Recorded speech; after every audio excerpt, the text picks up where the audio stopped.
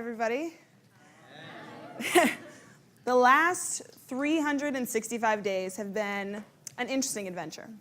I was here, like she said, a year ago today, and I spoke on the stage. And for those of you that saw my talk, thank you, because you helped it make it to the homepage of TED.com. And if my mom was here, she would probably thank you too. She made me make a point to thank everyone for doing that. If you didn't see my talk, it was about the work that I did with Invisible Children for their most successful event at that point, called the Rescue of Joseph Kony's Child Soldiers. I spoke about people called anonymous extraordinaries who use their acts from conviction and not for recognition. And when I say that that was the most successful event at the time, I really emphasize at the time. Because I'm sure most of you and 130 million other people in the world have heard of Invisible Children's most recent campaign, Joseph Kony 2012. And this past year was interesting because I had some really high points, but then a few other interesting significant things happened. I moved to Los Angeles, my car broke down. I moved around from different houses trying to find work for film. Tried to move back to Chicago, my car broke down again. And honestly, the last 365 days haven't been that glamorous, you know? And I was sifting through the last few days trying to figure out what to talk about, trying to figure out, is there some epic moment or significant thing that happened that I could share with you guys? And quite honestly, I've just been in it, you know, just continuing to work towards filmmaking and pay the bills and just a grind that everybody goes through. But then I realized that just because I didn't have some significant epic thing happen this past year doesn't mean that there isn't a story to be told. Because through every single story, through a story that directly affects me, through a story that affects the people around me, we're all connected. It's this network of connections and shared experiences and shared stories and actions. A story never stands alone. And today I can use this platform, this stage, and not even just this stage, but every single day to amplify the stories of the people around me. And I kind of have to eat my own words. Anonymous extraordinaries, what I talked about. And this year, I've kind of played the role as the extra, being the supporting role in the lives of the stories unfolding around me every single day. Like my friend here, Kristen Powers. I met Kristen last year after I talked, and she just embraced me, and I was like, God, I love this girl. Her spirit's so bright. I mean, how can you not love that face?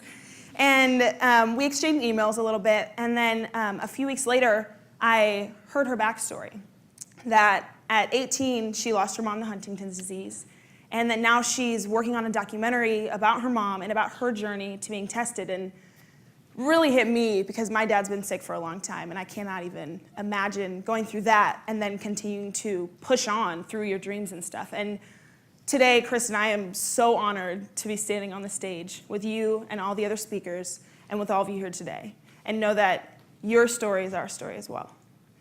And last year when I was up here, it was such a huge honor. I'm not even going to say that I wasn't excited or anything because I was losing my mind. It was so exciting, and the fact that how I was up here was because of all of the thousands of anonymous extraordinaries that came behind me and lifted me up on their shoulders for the good of the story. It was by a committed community of individuals, of messy, ridiculous, leaving their dishes all over the place, not afraid to tell me when I'm being a diva, group of radically committed individuals. Those are the people that got me on the stage. You, the people that I've worked at with Invisible Children, my family, and all of you have also given me a voice to be able to amplify the voices of other young 18-year-old no-name interns out there who are trying to pursue their dreams. This is my friend, Timmy Shivers. Yes, his name is Timmy Shivers. He's 19 years old, and he is as animated as a Pixar character. He's ridiculous. He is working with Invisible Children right now, traveling the country, taking a semester off of photojournalism is where he's going to school for that. And when I was working with Invisible Children, it was rough. I mean, you travel around, you're talking to thousands of people, it's exhausting, but now it's a whole different ballgame. And what Timmy and his other teammates are going through on the road is every day are meeting people with different discussions, and sometimes it's not necessarily agreeing with everyone. There's a lot of having to agree to disagree and leaning into these discussions, and sometimes criticism and sometimes kind of aggressive things, but I think the most important thing to learn with this is that even though it has been met with difficulties, this is the first time that these discussions have ever been happening. You know, because of the millions of people that have heard about this, we can have those conversations. Whether we agree, disagree, or again, agree to disagree, it's happening. And Timmy has used his story and his life ever since he was in high school for the cause of a greater good, to support this community in East Africa that he has known and become friends with some of them and wants to see justice brought to that area. You know, the phenomenon of Kony 2012, if there's one thing, whether you agree with the politics of it or not, there's one thing that is so clear, is that it is a perfect example of how a community has worked and of how a story does not stand alone. Because if it did, if that story did stand alone, then the movement would have stopped. When the media and the international media and people on television put all of the pressure on one person in this movement, it would have stopped. But the fact is, it's never been about that one person. It was never about him, and it's not now, and that's why this movement is still pushing on. It has grabbed not just national attention, but international attention. From, let's laugh about that. From ABC, BBC, my favorite Anderson Cooper. I mean, it's grabbing so much attention and it's being pushed in the right direction. It's being taken to Congress.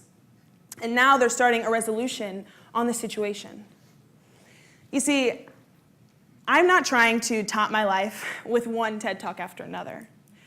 What I'm trying to do on this stage is live out the mission that I spoke about last year, is to be okay with being that anonymous extraordinary, you know, and realizing that stories are unfolding every day around us and we're a part of them whether we like it or not.